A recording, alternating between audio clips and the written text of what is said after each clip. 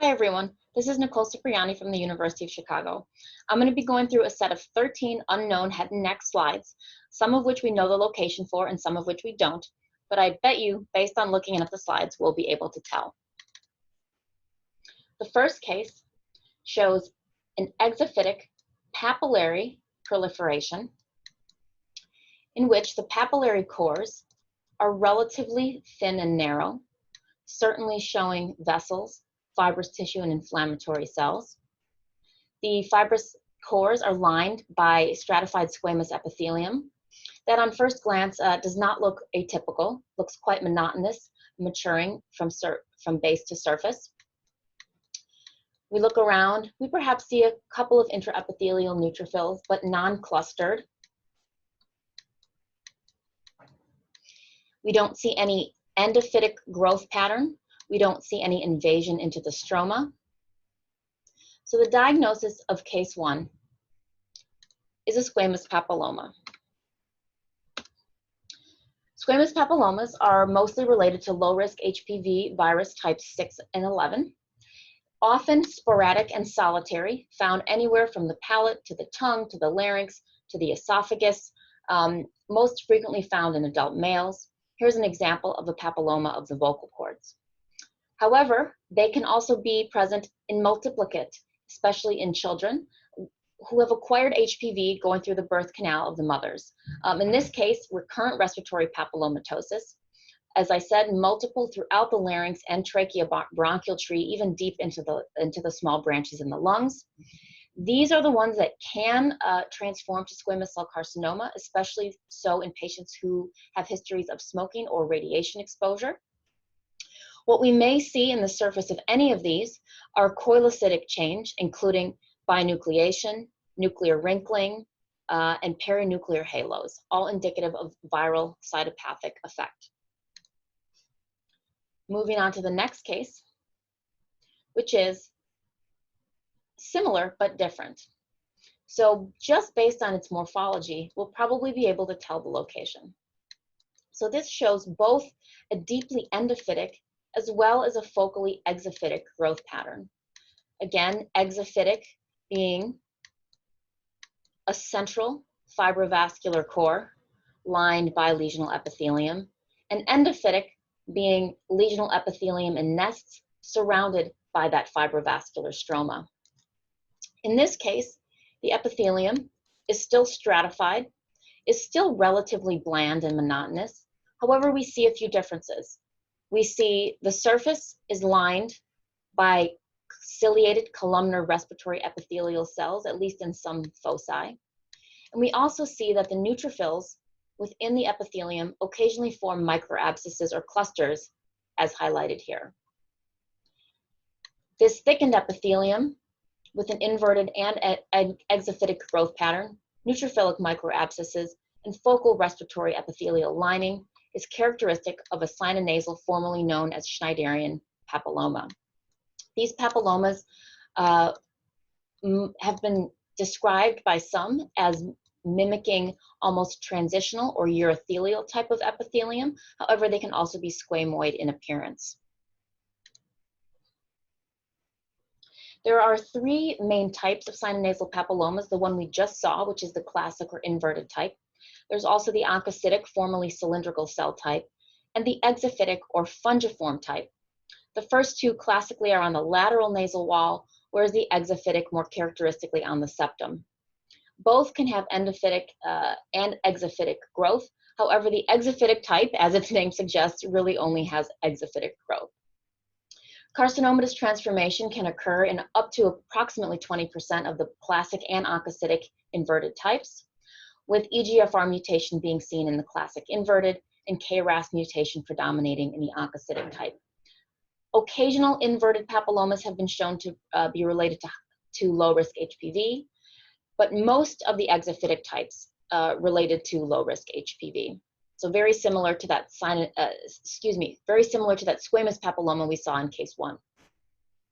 I have a note here, in cases of sinonasal papilloma, we really do want to submit all tissue for permanent section evaluation to evaluate for carcinomatous transformation, which can be focal.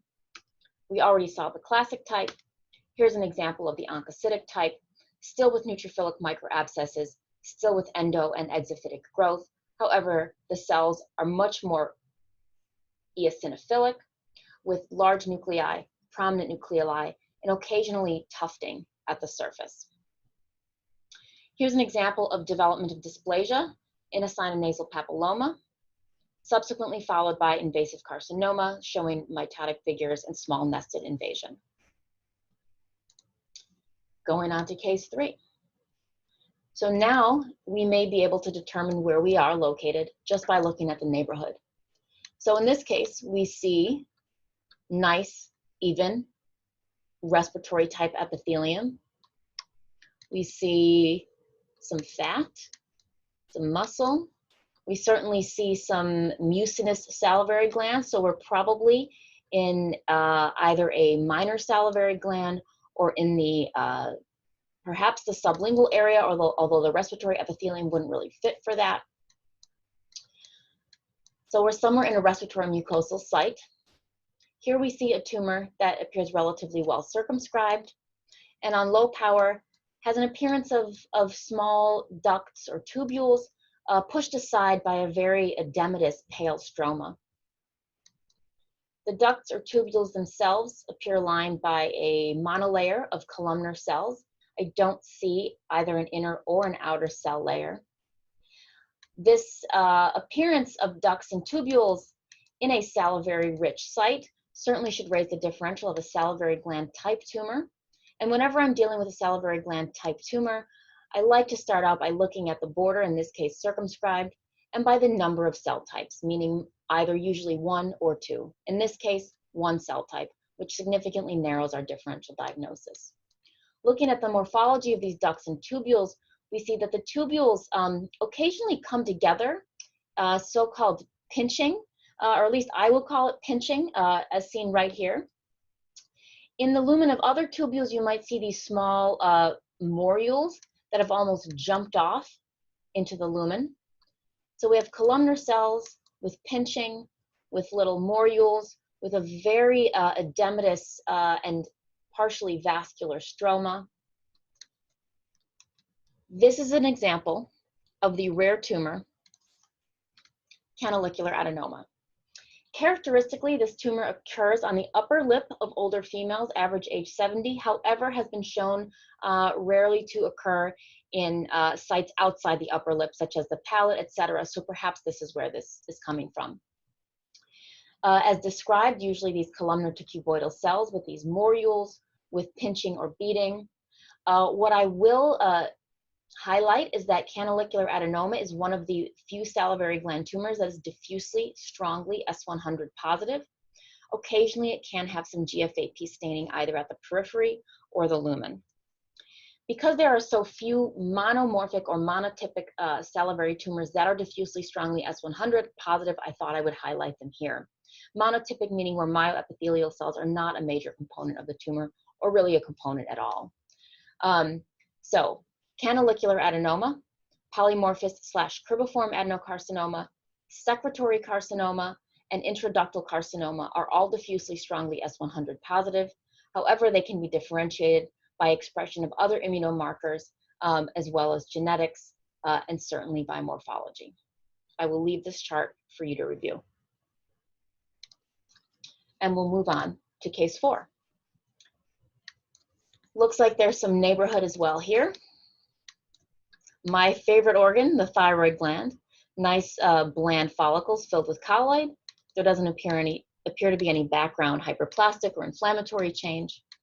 And what we see here is a lesion, again, very well circumscribed, perhaps unencapsulated or thinly encapsulated, but I do not see a very thick fibrous capsule. What I do see are that the cells are arranged in cords or perhaps trabeculae without much evidence of follicular structures, maybe a couple. Certainly, I do not see any papillary architecture, but we have a well-circumscribed tumor composed of cords or trabeculae with intervening eosinophilic stroma. Looking around, the deposition of that stroma varies from almost absent in some areas too richly present in others. Now let's look at the nuclear morphology. So the nuclei appear elongated, grooved, perhaps cleared out chromatin. And I thought I saw, yes, there it is, an intranuclear cytoplasmic pseudoinclusion. So in this case, I think you can guess perhaps what tumor I'm getting at. So this is a hyalinizing trabecular tumor of thyroid with stromal hyalinization and with cells arranged in trabeculae or cords. I will point out that this tumor is no longer called an adenoma because even though it's well circumscribed, it is thought to have a rare potential to metastasize and has nuclear features akin to papillary thyroid carcinoma, and some have RET PTC rearrangements. Therefore, it's thought by some that this could be a variant of papillary thyroid carcinoma. These are still tumors of follicular epithelial cells, so should be thyroglobulin PAX8, TTF1 positive. But as long as they are well circumscribed, have trabeculae with nuclear features of PTC, hyalinizing trabecular tumor diagnosis can be made. I would like to go back to the slide to talk for one moment about intranuclear cytoplasmic pseudoinclusions. So these are quite characteristic both of papillary carcinoma and hyalinizing trabecular tumor, but I like to have a strict definition of intranuclear pseudoinclusions. So let's start from the cytoplasm, which appears densely eosinophilic. Moving on to the nucleus, we see an outer nuclear membrane. We see bluish to pale nuclear chromatin. We see an inner nuclear membrane, and we see again that very densely eosinophilic cytoplasm. If a structure within a nucleus meets all of these criteria, I am willing to call it a true intranuclear pseudoinclusion, rather than a false or a pseudo-pseudoinclusion. As example here, this space neither has an inner nuclear membrane nor eosinophilic color similar to the outer cytoplasm. Therefore, this is an artifactual vacuole rather than a true pseudoinclusion.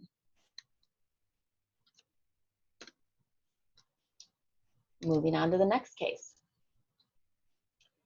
We have a neoplasm that's quite sheet-like growth. Surface here appears somewhat attenuated, perhaps attenuated squamous or even respiratory, very attenuated here. And again, we see a solid sheet-like proliferation of cells without much intervening architecture. The nuclei appear variably oval to round. The chromatin is quite finely granular or stippled. I really don't see prominent nucleoli. Honestly, I don't see many mitotic figures. Let's keep looking around for other clues.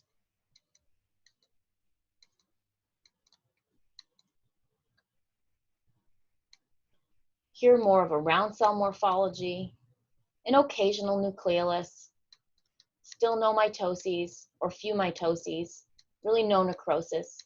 So we're sort of dealing with a relatively bland small round blue cell tumor, if you will, perhaps in an attenuated squamoid or respiratory epithelial lined site. So perhaps we're thinking something in the respiratory or nasal cavities. So when we're dealing with a small round blue cell tumor in the nasal cavities, we have a differential diagnosis that should be guided by morphology and immunostains. In this case of a small round blue cell tumor with relatively bland cytomorphology, the one thing that should come to the top of your differential is olfactory neuroblastoma. This should express, of course, neuroendocrine markers, synaptochromo, should be negative for keratins, in contrast to neuroendocrine carcinomas, which can occur in this location, should certainly be negative for any markers of squamous differentiation. When dealing with a small round blue cell tumor that's keratin negative, you may want to also think about Ewing sarcoma or PNET. You may want to think about melanomas, but again, immunostains and genetics should be able to differentiate. In this case, we did not really see other characteristic features of olfactory neuroblastoma, such as neuropil or rosettes, but they do not need to be present in olfactory neuroblastoma to make that diagnosis. This is usually a tumor of younger adults, but can occur in any age group, and is graded according to the Hyams grading system. Now, I put this here for your review. I will mention that even though there are 4 grades, some authors have advocated a 2-tiered grading system instead, to more clearly delineate the lower grade 1 and 2 from the higher grade, grades 3 and 4. All right, moving on to case 6. Here a little bit more clearly, we are present in respiratory epithelium. So again, perhaps a sinonasal site. Excuse me. We see a spindle cell proliferation in the subepithelial stroma. We also see invaginated respiratory structures lined by ciliated epithelium with a little bit of a thickened basement membrane. But the respiratory epithelium itself does not appear proliferative. It still appears relatively bland. The spindle cell proliferation in the stroma here has elongated nuclei. They don't appear very wavy or buckled as we might think of for a nerve sheath tumor. They are more blunt and bland and elongated. However, we also see in the background varying amounts of ropey collagenous stroma, seen here minimally and seen here a little bit more prominently, perhaps depending on in which direction these fibers are cut. Here's an area with a little more collagenous stroma. Don't see many mitoses, don't see necrosis. So a spindle cell neoplasm in the sinonasal cavity should raise a few differential diagnoses again. In this case, the tumor was diffusely strongly positive for CD34 as well as for STAT6. Therefore, the diagnosis here is a solitary fibrous tumor. Now, I will talk about SFT in comparison to its very similar histologic neighbor, HPC, hemangioparasitoma or glomangioparasitoma. Before I talk about it, let's perhaps review the histomorphology. So here's an example of a arguably more cellular spindle cell neoplasm in which the nuclei are a little more oval, less elongated, fine chromatin, small nucleoli. You see some blood vessels in the background, but characteristically, this tumor has very hyalinized blood vessels. I think there's a few, here's a few more, where there's prominent perivascular eosinophilic hyaline material. I don't really see that intervening collagenous stroma either, but I do see pale eosinophilic cytoplasm, perhaps with some vague suggestion of cell borders, which might remind you of almost a rounded or glomoid type cell. So this, in fact, is the opposite diagnosis of hemangio or glomangioparasitoma. Both are histologically similar. In fact, SFT can be quite cellular, similar to hemangioparasitoma or glomangioparasitoma. They both can have dilated, so-called staghorn or branching blood vessels. However, those in HPC, GPC, as I said, tend to be more hyalinized. In most sites, including the brain, including the soft tissue, most things that have this differential diagnosis have been shown to be solitary fibrous tumors, meaning they have NAB2 STAT6 fusion being defined genetically. In the sinonasal cavity, however, these two tumors remain separate. Those that are NAB2 STAT6 fused remaining solitary fibrous tumors, and those that are beta-catenin mutated, sorting with the hemangio-glomangioparasitomas. So remember, solitary fibrous tumor, STAT6 related, pretty much any body site, hemangio-glomangioparasitoma, mostly restricted to the sinonasal cavity. Solitary fibrous tumor, as I said, strongly CD34 and STAT6 nuclear positive. CD34, cytoplasmic membranous, STAT6 nuclear. Conversely, in hemangio-glomangioparasitoma, You should have cytoplasmic SMA staining as demonstration of its parasitic or perivascular myeloid phenotype, and beta-catenin strongly positive in the nucleus, suggestive of beta-catenin mutation, which should be present genetically.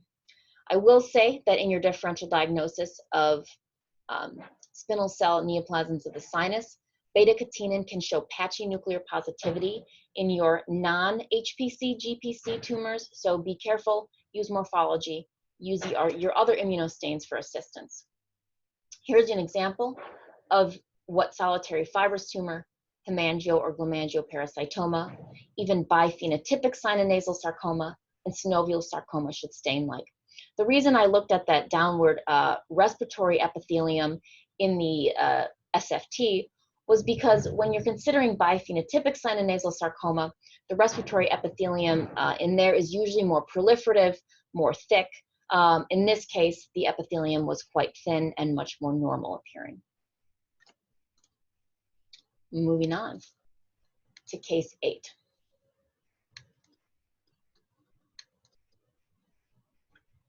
All right, case 8 showing, again, respiratory epithelium. So we like to exist in the nasal cavity, nasal sinuses for a while. Here's some lymphoid stroma, perhaps a little inspissated mucin, maybe some necrotic debris. All right, so that's our neighborhood, that's our background. And here's the lesion. So we see sheets of plump cells, kind of vaguely spindled to epithelioid, with numerous intervening small dark lymphocytes or inflammatory cells. The lesional cells here have oval nuclei, occasional nucleoli, and really not well-defined cell borders, so almost demonstrating syncytial growth. There's a couple nucleoli. So in this site, in a respiratory site with lymphoid stroma, we may be thinking about the adenoids, right? So our nasopharyngeal tonsil, essentially. And a syncytial appearing neoplasm in this site should really clue you in to the diagnosis of a nasopharyngeal carcinoma. So I want to talk a little bit about carcinomas of Waldeyer's ring. Waldeyer's ring being the lymphoid tissues of the head and neck, starting with the lingual tonsil at the base of tongue, moving up to the palatine tonsils on either side, even the tubal tonsils, and then finally the nasopharyngeal tonsils or the adenoids. So the main types of tumors we're going to be discussing are those of the oropharynx, i.e. the base of tongue and palatine tonsil, and the nasopharynx, i.e. the adenoid. Squamous cell carcinomas arising in these sites can either be keratinizing, conventional, or non-keratinizing, usually with lymphoid stroma, as we've seen here. Usually the non-keratinizing with lymphoid stroma type carcinomas are virus associated. And here's where we make some comparisons. Often these viral associated carcinomas present with neck metastases rather than manifesting in the primary site. Those in the oropharynx tend to be associated with HPV, which can be demonstrated by P16 in situ hybridization or DNA detection. Those in the nasopharynx are associated with EBV, which certainly can be demonstrated by EBER in situ hybridization as seen on the bottom. Oropharyngeal HPV cancers tend to predominate in Western countries, whereas nasopharynx in Asian and endemic areas that have high rates of EBV infection. In oropharyngeal non-keratinizing carcinomas, there's been a recommendation to not, in fact, grade them. Do not call them basaloid, do not call them poorly differentiated. Why? Because they actually have a very good prognosis, better than the keratinizing carcinomas. So in fact, calling them poorly differentiated suggests a behavior that they do not necessarily have. Many of these patients, in fact, are entering into clinical trials for de-intensified therapy because they respond so well to chemo and radiation that perhaps they require less of it than our conventional cancers. In nasopharyngeal carcinomas, it's thought that the WHO type, i.e. keratinizing, non-keratinizing differentiated, non-keratinizing undifferentiated, also has limited prognostic value. These patients who have the non-keratinizing carcinomas may have a better prognosis than the keratinizing, They perhaps are more radiosensitive compared to the non-EBV infected cancers, but I think the jury is still out on these patients. Moving on to the next case. Again, perhaps similar but different. So we can find out here where we are based on our neighborhood. In this case, we see eosinophilic ducts. We see very dark purple acini with abundant dark granules. I do not see any pale or mucinous cells. Therefore, we are in an entirely serous gland, presumably the parotid gland. As we know, the parotid is predominantly serous, the submandibular mixed serous and mucinous, and the sublingual predominantly mucinous. And I don't see any islets, right? So we're not in the pancreas, and we know we're in the head and neck. We can use all the clues we can get. All right, so moving on to the tumor. We see sheets of cells with an abundant lymphoid stroma. These sheets of cells, again, are kind of plump epithelioid to spindled with oval to round nuclei with very prominent cherry red nucleoli, vaguely resembling the tumor we just saw in the nasopharynx, perhaps with a little bit more of a prominent nucleoli. This tumor appears to infiltrate into adjacent or next to adjacent salivary lobules and acini. It also has a very rich both lymphoid as well as desmoplastic stroma. So this is a lymphoepithelial-like carcinoma of the salivary gland.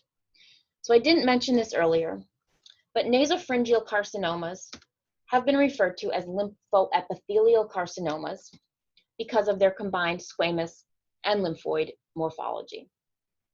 So-called lymphoepithelial or lymphoepithelial-like carcinomas can occur in the salivary glands, although they are quite rare. They can be primary in the parotid gland. However, you certainly would want to rule out a metastasis from a site such as the nasopharynx, or even from the oropharynx if you can detect either EBV or HPV positivity. However, patients in endemic areas have been shown to have EBV positivity in primary lymphoepithelial carcinomas of the parotid without any evidence of a nasopharyngeal cancer. The other thing I would like to point out with our squamous cell variant carcinomas of the parotid are those that are keratinizing. So just like the nasopharynx and the oropharynx, we can have keratinizing squamous cell carcinomas in the parotid. However, in this case, they are quite often thought to be metastases from cutaneous primaries.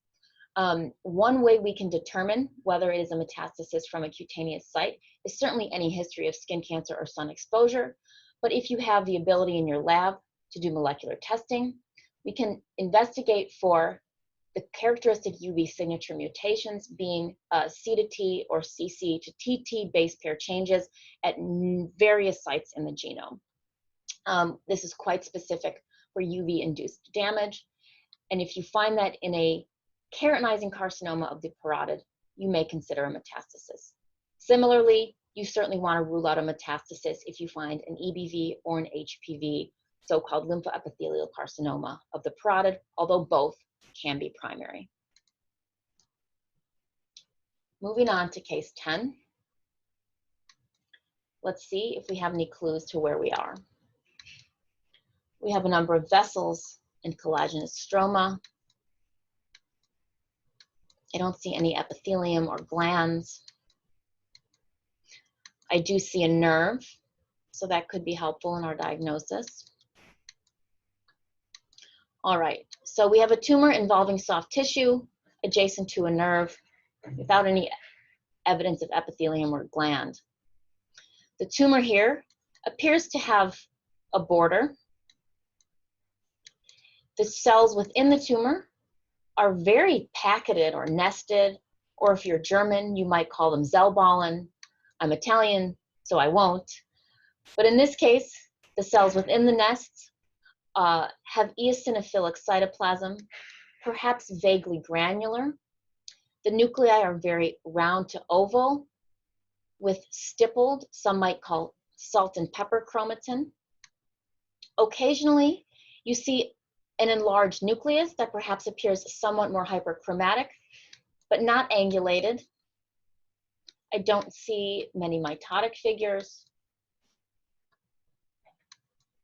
I do see a very richly vascular stroma, a lot of red blood cells here in the background. So you may already be guessing the diagnosis. There's another kind of randomly enlarged cell. So the diagnosis here is indeed a paraganglioma. Paragangliomas can occur at any ganglion site in the body, also in the adrenal, known as pheochromocytomas. The most common site in the head and neck is at the ganglion at the bifurcation of the carotid, so-called carotid body tumor.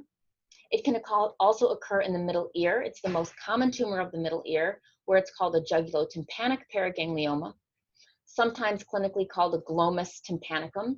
Has nothing to do with glomus tumors of the digits, the perivascular myeloid tumors. So carotid body tumor and glomus tympanicum, both paragangliomas, respectively, of the neck and ear. Neuroendocrine markers should be positive. Sustentacular cells should be positive for S100 surrounding the nests. These may be locally infiltrative, so looking at the border may or may not be helpful in diagnosis or even in prognosis. I will tell you a bit about prognosis of paragangliomas. Unfortunately, there's no good morphologic criteria or good histologic scoring system to predict behavior. Therefore, we just call these paragangliomas. If they metastasize, metastatic paragangliomas. The best predictor of behavior, interestingly, is mutation, germline SDH mutation or succinate dehydrogenase. The highest risk of metastasis is present in those with SDHB mutation. 30% of those patients have metastases. However, any patient with a paraganglioma theoretically should be screened for a germline mutation, and that can be done with SDHB immunohistochemistry. Here's showing an example of very, very weak expression, or for that matter, we are also looking for loss of SDHB in the cytoplasm of the paraganglioma cells, compared to nice, strong, granular expression seen in the sustentacular and vascular cells at the periphery. So significant decrease in staining or loss of SDHB could predict mutation in any of the SDH genes, namely A, B, C, D, AF2. So IHC is sufficient for screening. However, germline testing will be necessary for a definitive diagnosis. On to the next case. Back to my favorite organ, the thyroid gland. As we see, a relatively circumscribed tumor. However, there's a little bit of a lobulated border with some nests perhaps trickling out into the gland. Here's a little nest trickling out. As we look on higher power, we see that this tumor is also composed somewhat of nests. I don't see any follicles or papillae like I might expect to see in a thyroid neoplasm. I see mostly nested growth. I see an occasional randomly enlarged cell. The cells composing this lesion have pale eosinophilic cytoplasm, perhaps vaguely granular, also with stippled or so-called salt and pepper nuclei, spots of light, spots of dark, a nucleolus here and there. Looking in the background between these cells, we also see deposition of some stromal material.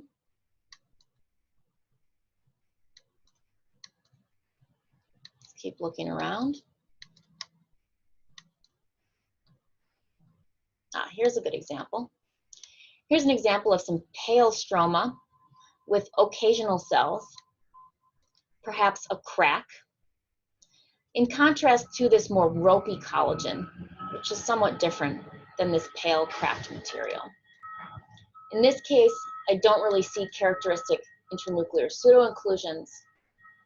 I don't see the densely eosinophilic cytoplasm of a hyalinizing trabecular tumor or PTC. The diagnosis in this case is medullary thyroid carcinoma. So medullary thyroid carcinomas tend to occur where the C cells reside in the thyroid.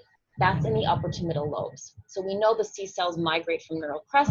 They tend to end up residing in the upper to middle lobes. That's where we find medullary carcinomas.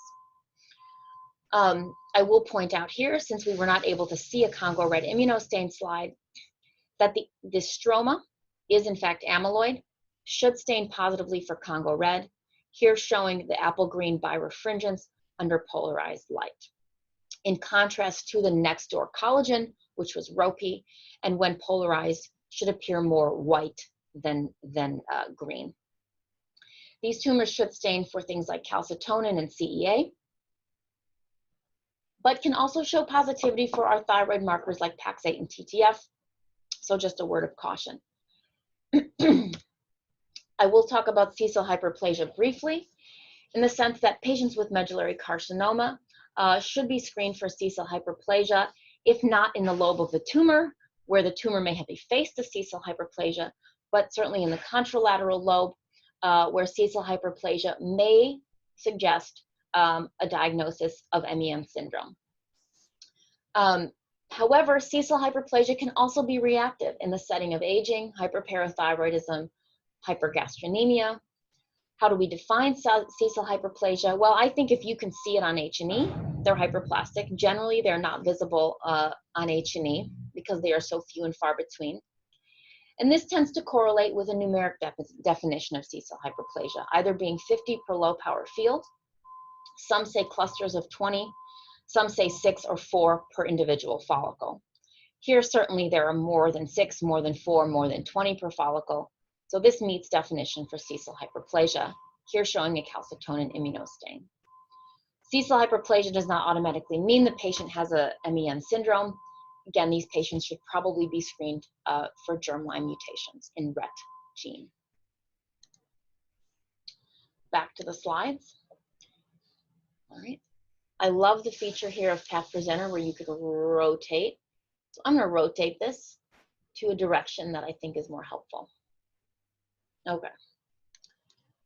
So here we have in our neighborhood, we have squamous epithelium.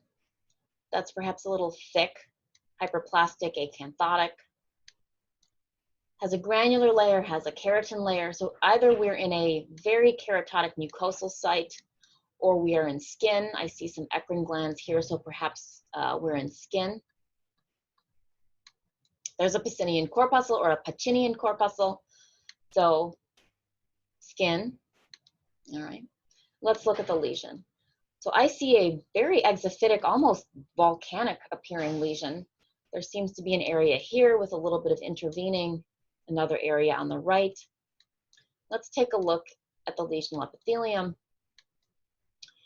The exophytic component has very pointy upward growth with dense compact keratin, hyperkeratosis at the top, sometimes even with nuclei, so parakeratosis as well. We look at the bottom. The bottom appears much more bulbous as opposed to pointed.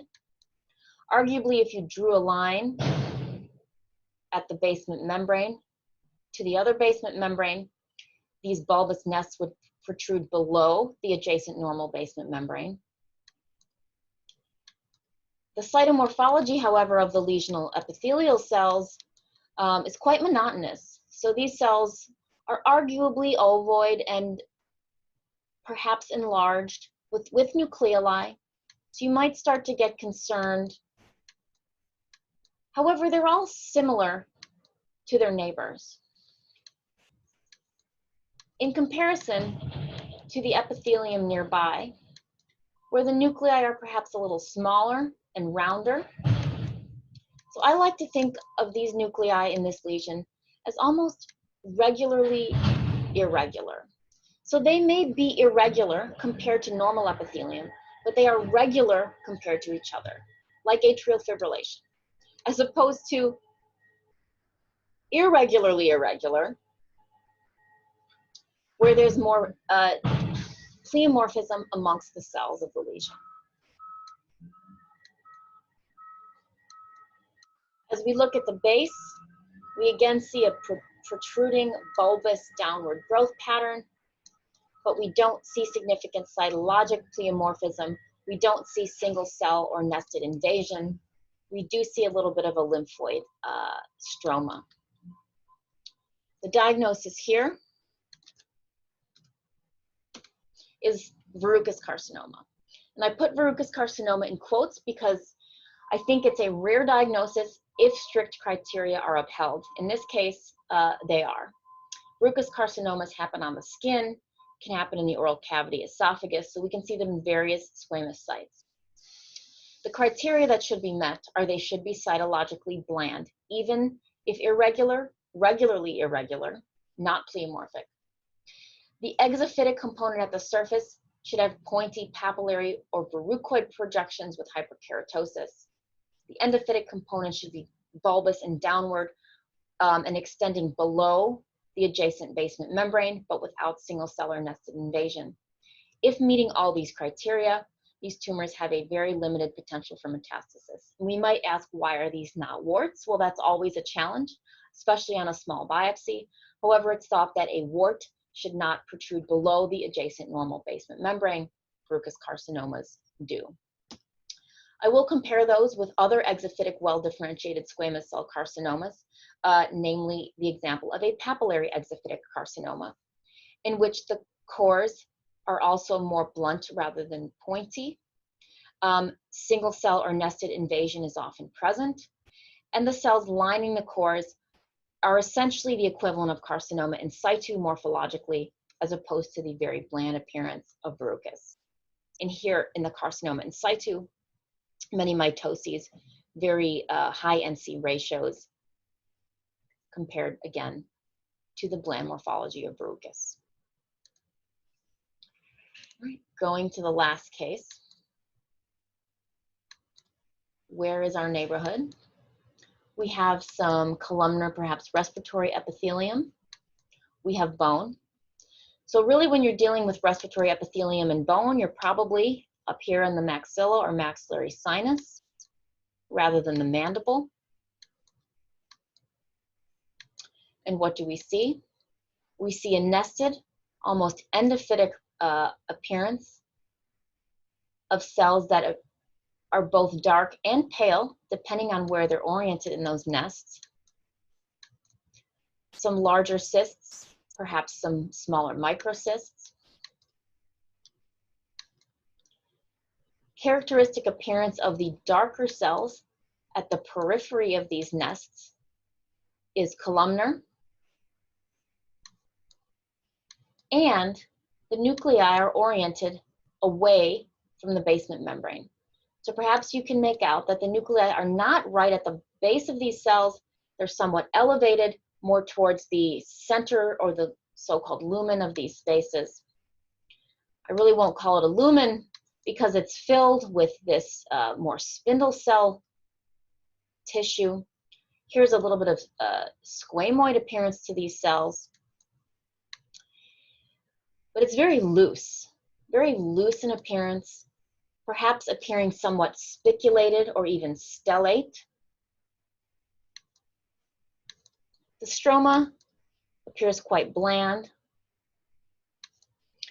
So we have peripheral palisading nests with central loose spindle cells, even some squamous cells. The diagnosis here is ameloblastoma. So ameloblastoma recapitulates the enamel organ of the tooth. And so I wanted to remind you what the enamel organ of the tooth was. Here are the ameloblasts that secrete enamel. Here are the odontoblasts that secrete dentin. In between the two is this spindled cell population called stellate reticulum. So if you were to essentially wrap this ameloblastic epithelium up on itself with stellate reticulum in the middle, that's essentially an ameloblastoma.